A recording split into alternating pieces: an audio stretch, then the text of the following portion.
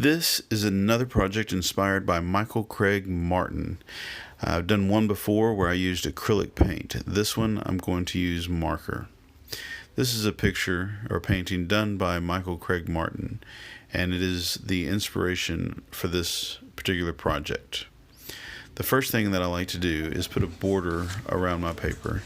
This will give you some exercise and practice using a ruler. I first make a mark at a 1/2 inch from the edge of the paper at the top, and a mark at a 1/2 inch away from the edge of the paper at the bottom, and then I connect the two lines, the two marks.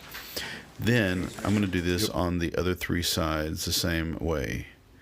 Make a mark at the top, make a mark at the bottom, connect the dots. Make a mark at the top, make a mark at the bottom, and connect the dots. This is me tracing various art supplies. There's a glue bottle, an eraser, I've got a stapler and some scissors and various markers and so on. And I've just taken several art supplies and traced them. I had several drawings of art supplies that I didn't use in this particular picture, but my students were free to use them, and they only had to choose somewhere between 8 and 10 drawings of different art supplies. I did it here on my table simply because I was doing a video of it, but it would probably be a lot easier if you put your paper on a window so that you can see the light through the paper and make it easier to trace. You can tape your paper to the window. So as I said, this project is inspired by Michael Craig Martin. So I want to tell you a little bit about Michael Craig Martin, and I'm reading this directly from his website. This is his his biography on his website. It says, Michael Craig Martin was born in Dublin, Ireland in 1941. He grew up and was educated in the United States, studying fine art at the Yale School of Art and Architecture. He has lived and worked in Britain since 1966. His first solo exhibition was at the Rowan Gallery, London, in 1969. He participated in the definitive exhibition of British conceptual art, The New Art, at the Hayward Gallery in 1972.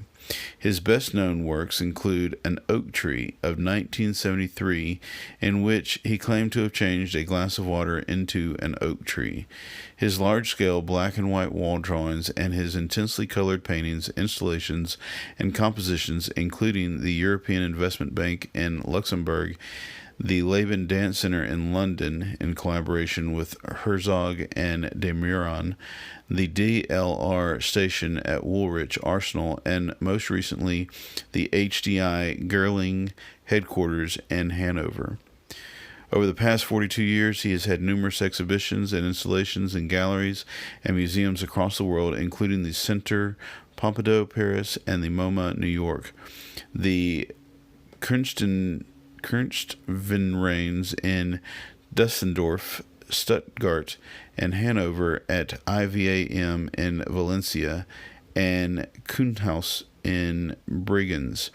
He represented the Britain in the 23rd Sao Paulo Biennial. A retrospective of his work was presented at the Whitechapel Art Gallery, London, in 1989, and a second at the Irish Museum of Modern Art in Dublin in 2006, and a third at the Serpentine Gallery, London, in 2015. Recent solo exhibitions include Less is Still More at Crefeld Museum House, Esther's, Sculpture at Chatsworth House in association with Gagosian Gallery, Objects of Our Time at Alan Christia Gallery, and now a touring exhibition in China. Craig Martin is well known to have been an influential teacher at Goldsmith College, London. He was a Tate trustee from 1989 to 1999 and was awarded a CBE in 2000 and was elected an RA in 2006. He is represented in London by Gagosian Gallery and Alan Christia Gallery. Well, that's what I read from Martin Craig Martin's biography on his website. If you're watching this video, you also see that I've started coloring everything in markers. His artwork was very simply colored, one color or two colors if there were different textures, and no shading really. Didn't give any indication of shading or light, just simply the different textures and materials that were made might have been done different colors.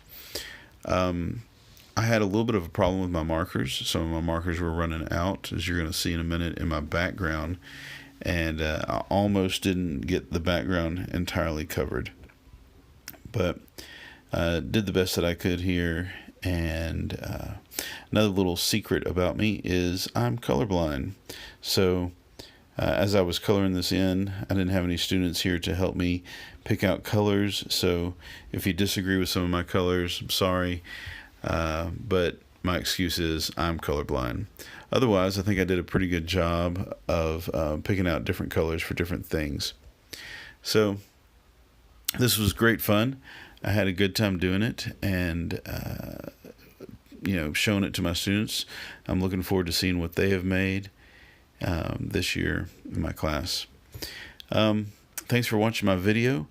Again, if you have any questions or suggestions or critiques, anything like that, you can leave them in the comments down below. If you enjoyed the video, please hit the like button. If you are new here, please subscribe, and just thanks in general for watching my video. Thanks for your support. Talk to you later.